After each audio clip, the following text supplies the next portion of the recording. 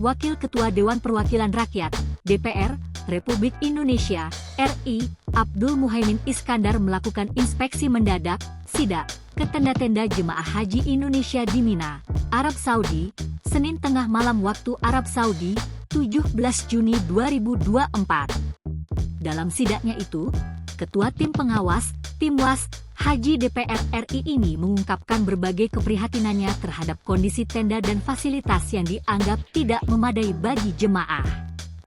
Kami menemukan fakta bahwa jumlah jemaah dengan kapasitas tenda tidak sesuai. Satu orang hanya mendapat tempat tidur tidak sampai 1 meter. Mana bisa tidur? Akhirnya tidur di lorong. Ini tidak boleh terulang, ujar pria yang akrab disapa Gus Muhaimin ini di salah satu tenda jemaah haji asal Bogor, Jawa Barat. Selain masalah kapasitas tenda, Gus Muhaimin juga menyoroti ketidakadilan dalam pembagian luas tenda. Ia mendapati ada tenda yang berlebihan luas dan leluasa sehingga menimbulkan ketidakadilan. Pembagian yang salah ini harus diperbaiki.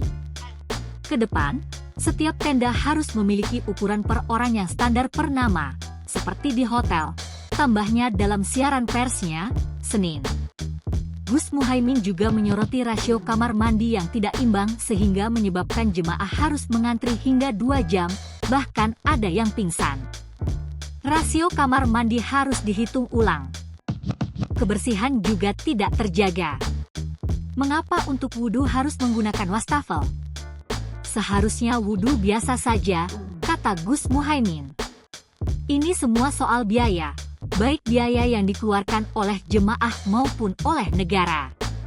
Harus ada negosiasi ulang dan penataan ulang agar para jemaah nyaman, padahal hanya 2 hari, kata Gus Muhaimin. Dalam sidak ini, Gus Muhaimin juga menemukan bahwa fasilitas ramah lansia dan difabel masih belum memadai. Ia menyatakan, untuk kamar mandi difabel memang sudah ada, tetapi jumlahnya sangat sedikit dan tidak sebanding dengan rasio jemaah lansia dan difabel. Ramah lansia jangan hanya kampanye, tapi harus betul-betul diterapkan. Rasio kamar mandi harus dihitung berdasarkan jumlah lansia dan difabel yang harus difasilitasi, dan yang paling penting, keran-keran wudhu tersendiri harus disediakan, tegasnya. Gus Muhaimin menekankan pentingnya perencanaan kebutuhan jemaah haji yang matang sejak awal. Tidak boleh ada keterdesakan atau dadakan. Ledakan jumlah jemaah harus diantisipasi dengan kemungkinan-kemungkinan yang ada. Negara kita kuat, pemerintah kita besar. Masa menangani hal seperti ini saja tidak bisa? Harus bisa, ujarnya. Gus Muhaimin juga menekankan pentingnya pemerintah mengambil peran dominan dalam menentukan fasilitas jemaah.